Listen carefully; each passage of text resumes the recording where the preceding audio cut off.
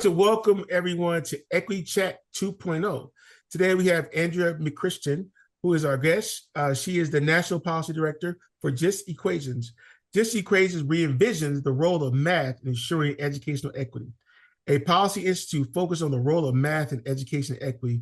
Just Equations works across education segments to advance evidence-based strategies on pathways from high school to college.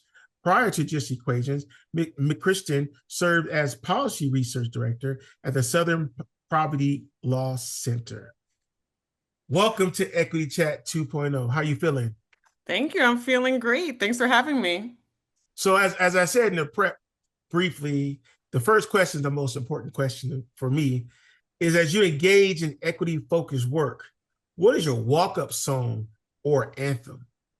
Sure. I think Keep On Moving by Soul to Soul would definitely be in the lead. Optimistic would be a close second, but those are the things that I usually listen to in the morning to kind of get me going and get me excited and motivated for the work in the day ahead. So I know you're based in Washington, D.C. So Mhm. are you listening to Keep It Moving every day, or you have different ones to get you? Because there's a lot that's happening in DC right now. Exactly. I have all sorts of music for all sorts of moods. Obviously, listen to D'Angelo a lot right now. But I listen to my classic hip hop. I have a heart for West Coast rap, but also, my East Coast connections too. Have to rock with those. But yeah, every day brings a new music mood, shall we say, these days. So I'm strictly West Coast, but I'm just curious, who's your West Coast artist that if you had to go just West Coast, what's that one artist you know is gonna give you what you need for that moment? Mm. That's a tough question. I mean. Tupac is really bi-coastal if Yeah. you're gonna go all the way back. So even though the West Coast likes to claim him, I would say Tupac, you can't go wrong because of the depths of his lyricism. Speaks to so many societal issues and pressures, challenging the patriarchy. It's really not just kind of something you can confine to a box. So Tupac will always have a dear place in my heart. Mine as well. I appreciate you elaborating on that. Was there a defining moment or experience that catalyzed your journey to engage in this work to advocate for more just and equitable mathematics education? Sure. So I was born in Los Angeles, but because of my dad's job, he had worked for IBM for 30, 35 years. We moved about 15 times. And so when I was younger, I had the opportunity to live in Tokyo, Japan, Wow. where I felt very far behind in my math classes, where students were very advanced in the middle school math classes I was taking, and I didn't really understand the basic concepts. And then moved to North Carolina and was going to a school where my fellow classmate in the seventh grade didn't know how to read in our math class. And so I was reading the math book to her. And so that kind of that dissonance where I said, how can I be so far behind in one school system's math environment and so far ahead in another's? Really, one got me interested in education more generally, which led to me becoming a Head Start teacher in the Las Vegas Valley, but really starting to see how math and math access could play that dividing role. And so from that lesson as a child, bringing that into my teaching experience, making sure that my students had access to the numeracy they needed from 3 to 5. And with Head Start being a federal program that was designed for students to have a head start in life, to have economic success, to now in my current role where I'm really excited. I've been at Just Equations since end of March. I'm able to break down this concept of math as a gatekeeper to opportunity in a way that lay people and lay audiences can understand, which is really something that, as someone who's been a trained attorney, but has done policy most of my career in the racial justice, social justice space, really endears math equity specifically to me because it is such a concept that sometimes when you hear math, people's brains just turn off. They're like, oh, I wasn't a math person. I had a horrible math experience in eighth grade and that turned me off. But really, a lot of times, why you weren't a math person or why math doesn't speak to you speaks to issues of math inequity, which is what I'm excited to help uncover for people and help to advance policy proposals to address. You know, it's interesting about that for me as a community college president, I struggle with students taking transfer level math in their first year. Mm. And some students are just afraid of math. And it could be, their own trauma from prior math experiences, but really trying to expose individuals to math, transfer level math during the first year has been very difficult. And I appreciate your comments regards to math and equity because I think we don't talk about that enough in higher education. And I also don't think we talk about individuals' trauma from math. and the fear of taking math courses as well. Yeah, I think, Dr. Curry, to your point, that was actually a great layup for me because at Just Equations, we just came out with a report called A Complex Equation focused on transfer related math, transfer issues with around math. And so we looked at the kind of transfer concerns from students transferring from these 2 year to 4 year institutions with a focus on California. And math anxiety was a big piece of it, where students had horrible math experiences. They only wanted to take certain math courses. They didn't were sometimes unclear what math courses they needed to take to get into certain 4 year institutions. And so we talk about that within that report, all how all these different feelings around math preparation, around math education can present itself while also compounded by the challenges with lack of transparency and articulation issues as well. And so that's exciting to report. We just had National Student Transfer Week last week where we did a lot of programming and worked with partners on that. And so it's a really important issue. Yeah, but I also think it's important that we continue to uplift these types of reports, and we also uplift the individuals doing this work because I think it's difficult to do it by ourselves. And how Mhm. do we have? I don't want to use the term allies, but I think partners in this work to be able to advance equity in certain communities. Let me ask you this question. If you could achieve one breakthrough in racial equity that would have the most significant impact on student success, what would it be? I think for me, it really goes down to investing resources in an equitable way. I know, for example, going back to that example where I was teaching my fellow student in seventh grade how to read, essentially, we were using old textbooks.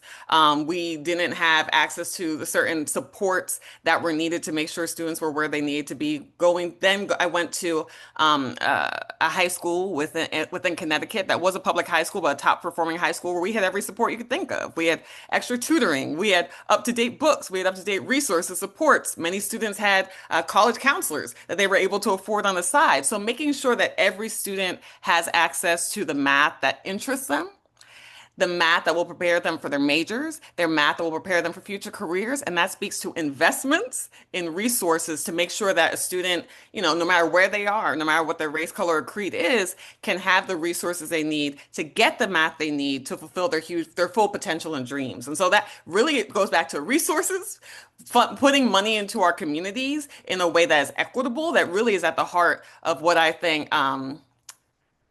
resources and equitable distribution is really a big piece of kind of my racial justice mantra. Yeah, and resources, we can always talk about resources and who the haves and the have nots. But I truly believe that budgets are statements of values and how can we make sure that the resources are allocated appropriately to ensure student success? and Exactly. and how do we do that together? Let me ask Mhm. you this next question. To do this work, we must continue to learn. We must continue learning and partnering with others. How do you educate yourself, and who is informing your practice? Sure. I mean, just equations itself has informed a lot of my practice. As I mentioned, I started in March as a lawyer by training. I've been doing racial justice, social justice policy my entire career for the most part after a very short stint at a law firm.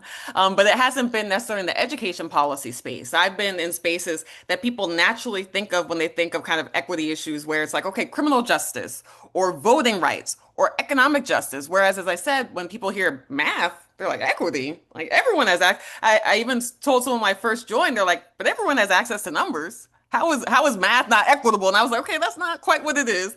But then when I tell someone a stat that say, for example, highly selective colleges, and it's trickling down to colleges that are more accepting of students, use calculus as a measure of rigor to say, hey, if you took calculus in high school, then we know you took the hardest course there is and you're going to be prepared to succeed in our college. But then we also see, based on the federal data when it was coming out, that 35% of schools that have large Black or Latinx populations, high schools, don't teach calculus.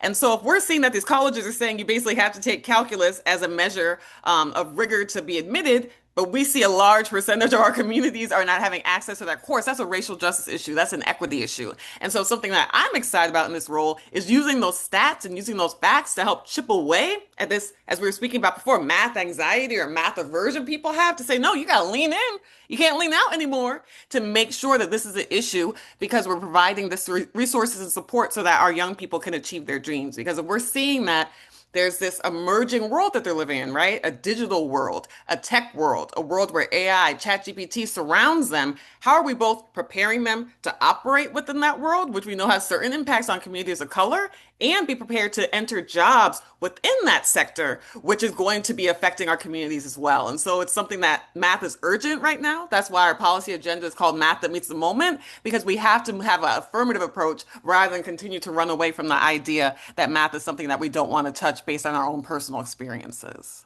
You know what's interesting about it, and I like your enthusiasm because it's getting me excited about math, right? And what we could do to support the students that we serve as they to math and equity. How do you get other people to have that same joy, right? I Mhm. see the joy you have, right? I can see it, I feel it. But how do you spread that joy to other individuals who might not, who got so many other things that they're focused on? How do you spread that joy to other individuals? What do you think about that? I mean, I think I'm someone who my parents actually gave me a nickname in high school called the plugger because I always did very well in math. I got my A's and A pluses in math all my high school career, but it was because I would stay up till 1 or 2 a.m. making sure that I would go against a problem again and again and again until I got it right. I don't give up. And so that's why they call me the plugger. And so when I meet someone who might have an aversion to math or tune out to what I say, I'm like, how can I reach that person? If they have a child, speak about their child's experience, speak about their own math anxiety experience and how that could be tied to inequity, and speak to how your individual experience or your individual like aversion, maximize that by 1,000. That impacts whole generations. That impacts whole communities who are tuning out of the math experience and not having access to certain majors, not having access to certain careers because of their experiences with math. And so as someone who I've been an actress, I've been a preschool teacher, I've been a lawyer, have a bunch of different audiences and perspectives in my mind. And I think I'm very good at being able to tap into where your kind of where your hesitation is, exposing why there might be a hesitation, and putting together a policy proposal or a way forward that you can understand from your own unique perspective. I think all too often, as I'm finding within the math equity space, sometimes it can be kind of even a very elite space. Math is an elite, has been used in an elite way as a gatekeeper, but also the conversation around math sometimes can be a very elite space where it's just like, wait, what quadratic equation formula? Like, okay, at base, it's about making sure students have the math skills they need to operate in the world, to balance their checkbook, to understand the redistricting process, to understand how ranked choice voting works, to understand the world that they live in, and to prepare them both for their future careers, but also to be a resource to their communities. And so I like to have that interpersonal aspect while also using the math expertise, which I've now learned, the math equity expertise, which I've now learned to help tap into why are you or aren't you interested in this issue and how can we move that forward? So that brings joy to me because I love non-believers. Because by the end, I hopefully will get you at least at baseline, if nothing else. You know what's interesting about, I'm just thinking about your response to that question, is that when I was in high school, I was like, why am I taking these courses? And Mhm. now that I oversee a budget that's over $65 million dollars and try to manage the budget, like understanding what your expenses are, what are your long-term expenses, like it's bigger than managing a checkbook, right? And it takes a lot of critical thinking, takes a lot of asking the right questions. And I've learned over the years, like, but it started in high school, right? Mhm. And but you don't see it then that the work you're doing in these math courses, for me, I didn't see it then, that it actually translates to where I'm at today. And I haven't been like more appreciative of that experience because it's like I got it down, right? But in Yeah. actuality, it started when I was in high school, taking the math courses, understanding different formulas, and trying to figure stuff out. Hmm. So, like, I really appreciate your response. I have another question. We all have a vision of the future we want to live in. What is your freedom dream for education, and what gives you hope for its future? Sure. I mean, my kind of dream, kind of keeping it within the math equity space, is like exactly what I named, where every student has access to math that both interests them and prepares them for their future majors, if they choose to go to college, and their future careers. I know for myself personally, like curious about your high school experience, I had no idea what I was taking the math that I was taking. I just knew each year I had to take this course. Okay, I learn it, I do what I can, and I move along. But imagine a world where a student says, hey, I want to be a psychologist, or I want to be a nurse, or I want to make sure that I'm an economist or political science. I want to understand how stats work so that I can be the best political science. And having access to math as at the point where you've made that decision, that can prepare you for your future career and be interesting to you. Like imagine if you had access to that coursework, you'd want to keep taking math, right? Because it's like, oh, this is interesting. This is something I'm engaged in versus just you show up. Okay, this person's talking at you for 40 minutes and then you move about your business. So that's my kind of freedom dream, is that every student has math that interests them and prepares them. I'm hopeful in this moment where a lot of people may not have hope because of conversations like this, where we're having these conversations at the local level, at the state level, about how can we coalition build? How can we educate families and students about this issue, which is really important to me, making sure that young people understand, oh, what math equity? What math courses do you have at your school, and what math courses should you have? What math are you interested in? What skills do you need? What skills are employers looking for that you can start to prepare for now? So having all these different audiences as part of the conversation is something that's inspiring to me, because every other day now we're seeing articles about math skills and employers wanting certain math skills and the math skills needed for AI and tech sector and data science. And that's inspiring because the conversation is continuing to build, even when, there may be intransigence at certain levels of our government. Yeah. So I like to say thank you very much for being on Equity Chat 2.0. I want to remind our viewers to visit equityavengers.com, where they can find our podcast, Equity Avengers, assemble, and sign up to get our newsletter. As for, we want you to follow us on LinkedIn, X, and Blue Sky. I'm not on Blue Sky as much, but we are on Blue Sky. But I like to say thank you very much for being here today. You have inspired me again as relates to mathematics and equity, and continue to do the work that you're doing at Just Equation. I love that name of the organization. I love it, right? It's just like, it's simple, right? So please continue to do the work that you do and continue to advocate on behalf of students within our communities that look like us, who want to make sure have access to education, but also access to higher education. Thank you very much. Thank you so much for having me.